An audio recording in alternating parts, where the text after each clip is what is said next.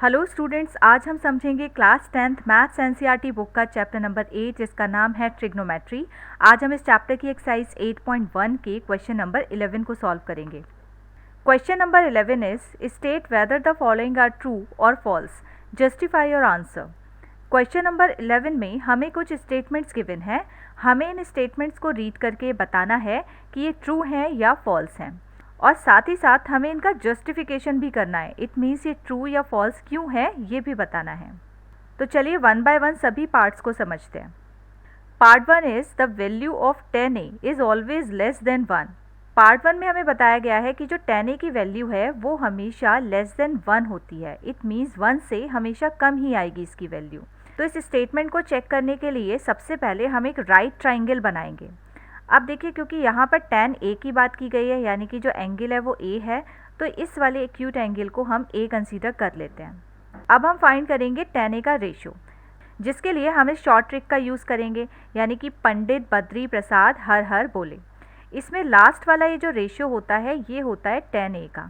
It means tan a हो गया perpendicular upon में बेस। अब देखिए, जो ट्राइंगल हमने बनाया है, इस ट्राइंगल की तीनों साइड्स को हम कुछ कंसीडर कर लेते हैं अपने मन से। मान लेते हैं कि ये जो हाइपोटेनस है ये 5 है, और परपेंडिकुलर को हम कंसीडर करते हैं 3, और साथ ही साथ ये जो बेस है इसको हम मान लेते हैं 2। इस ट्राइंगल की साइड्स हम कुछ भी कंसीडर कर सकते हैं। बस आपको ये ध्यान रखना है कि जो हाइपोटेनस आप कंसीडर करेंगे वो सबसे बड़ी साइड होनी चाहिए, यानी परपेंडिकुलर और बेस से बड़ा नंबर ही आपको हाइपोटेनस में कंसीडर करना है। तो देखिए, अब इस ट्राइंगल की हेल्प से परपेंडिकुलर की वैल्यू हम रखेंगे जो कि 3 है, और बेस की वैल्यू हम रखेंगे जो कि है 2। अब देखिए, इस 3 को जब 2 से डिवाइड करेंगे तो हमें मिलेगा 1.5, और ये जो 1.5 हमें मिला है ये तो ग्रेटर है 1 से। बट फर्स्ट वाले स्टेटमेंट में हमसे बोला गया है कि tan a की जो वैल्यू है वो हमेशा ही लेस देन 1 होगी, बट ऐसा तो नहीं हुआ। हमने जो tan a की वैल्यू निकाली है वो तो 1 से बड़ी आई है। इसी तरह से अगर हम इस ट्राइंगल में कुछ और साइड्स कंसीडर करते तो हो सकता है जो हमें वैल्यू मिलती वो ग्रेटर देन 1 मिलती, या फिर इक्वल टू 1 भी मिल सकती थी। इट मीन्स जो फर्स्ट वाला स्टेटमेंट है ये फॉल्स है, क्योंकि tan a की तो वैल्यू कुछ भी हो सकती है। ये कंपल्सरी नहीं है कि हमेशा लेस देन 1 ही आए। चलिए अब सेकेंड वाला स्टेटमेंट रीड करते हैं। sec a is equal to 12/5 for some value of angle a। sec a की वैल्यू हमें गिवन है 12/5।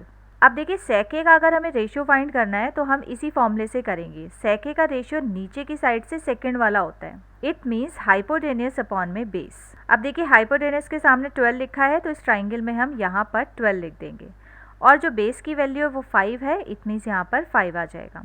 अब हम निकालेंगे इस परपेंडिकुलर की वैल्यू। इसके लिए हम यूज़ करेंगे पाइथागोरस थ्योरम का। पाइथागोरस थ्योरम के अकॉर्डिंग हाइपोटेनस का स्क्वायर इक्वल होता है perpendicular square plus base square के। अब देखिए, हाइपोटेनस 12 है तो ये 12 स्क्वायर हो जाएगा। इक्वल टू में परपेंडिकुलर हमें फाइंड करना है तो एज इट इज़ रहेगा, और जो बेस है ये है 5 तो ये हो जाएगा 5 का स्क्वायर। 12 का स्क्वायर करेंगे तो हो जाएगा 144। इक्वल टू में परपेंडिकुलर स्क्वायर प्लस 5 का स्क्वायर करने पे 25 मिलेगा। अब देखिए, इस वाले 25 को हम लेफ्ट हैंड साइड में भेज देंगे तो यहाँ हो जाएगा 144 माइनस 25 इक्वल टू में p स्क्वायर। अब इन दोनों वैल्यूज़ को माइनस करने पे मिलेगा 119, तो इससे परपेंडिकुलर आ जाएगा अंडर रूट में 119, और 119 को रूट से बाहर निकालेंगे तो हमें वैल्यू मिलेगी 10.90 समथिंग। इट मीन्स परपेंडिकुलर आ गया 10.90। अब देखिए, जो परपेंडिकुलर हमने निकाला है और ये जो बेस ऑलरेडी हमारे पास था, ये दोनों ही इस हाइपोटेनस से छोटे हैं। इट मीन्स जो हाइपोटेनस है वो सबसे बड़ी साइड है, और जो कि एक राइट ट्राइंगल के लिए पॉसिबल सिचुएशन हो सकती है। तो इससे हमें पता चला कि जो sec a की वैल्यू हमें 12/5 गिवन है वो एक पॉसिबल सिचुएशन है। It means sec a is equal to 12/5 कोई वैल्यू हो सकती है किसी एंगल a के लिए, तो हम लगाएंगे यहाँ पर ट्रू। चलिए पार्ट 3 समझते हैं। Part 3 is cos a is the abbreviation used for the cosecant of angle a। cos a abbreviation होता है कोसिकेंट के लिए किसी एक एंगल a के लिए। बट ये जो स्टेटमेंट है ये फॉल्स है, हम यहाँ फॉल्स लिखेंगे। ऐसा इसलिए हम लिखेंगे क्योंकि जो cos a होता है वो एब्रिविएशन होता है कोसाइन a का, और देखिए यहाँ पर जो कोसिकेंट दे रखा है इसका एब्रिविएशन होता है cos a के। इसलिए थर्ड वाला स्टेटमेंट फॉल्स होगा। चलिए फोर्थ वाला पार्ट देखते हैं। Cot A is the product of cot and A. Cot A product होता है कॉट और ए का, जो कि इम्पॉसिबल है क्योंकि कॉट ए ये पूरा एक ही चीज़ है, ये दोनों अलग अलग नहीं हैं। कॉट रिप्रेजेंट करता है ट्राइंगल की टू साइड के रेशो को और ए रिप्रेजेंट करता है एंगल को, तो ये दोनों हमेशा साथ में ही रिप्रेजेंट किए जाते हैं। इन दोनों को हम अलग अलग प्रोडक्ट की फॉर्म में नहीं लिख सकते, इसलिए फोर्थ वाला स्टेटमेंट फॉल्स है। अब समझते हैं फिफ्थ वाला part. Sine theta is equal to 4/3 for some angle theta. हमें साइन थीटा की वैल्यू गिवन है 4/3 और देखिए इस वाली शॉर्ट ट्रिक के अकॉर्डिंग साइन का रेशियो ये फर्स्ट वाला होता है। इट मीन्स परपेंडिकुलर अपॉन में हाइपोटेनस।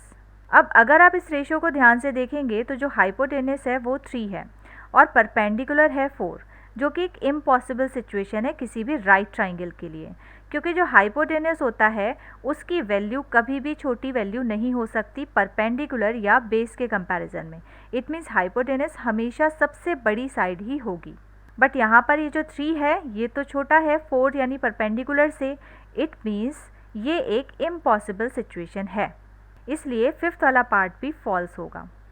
सो आई होप आपको ये क्वेश्चन बहुत अच्छे से समझ आ गया होगा। अब हम मिलते हैं नेक्स्ट क्लास में नेक्स्ट वाली एक्सरसाइज के साथ। तब तक के लिए गुड बाय।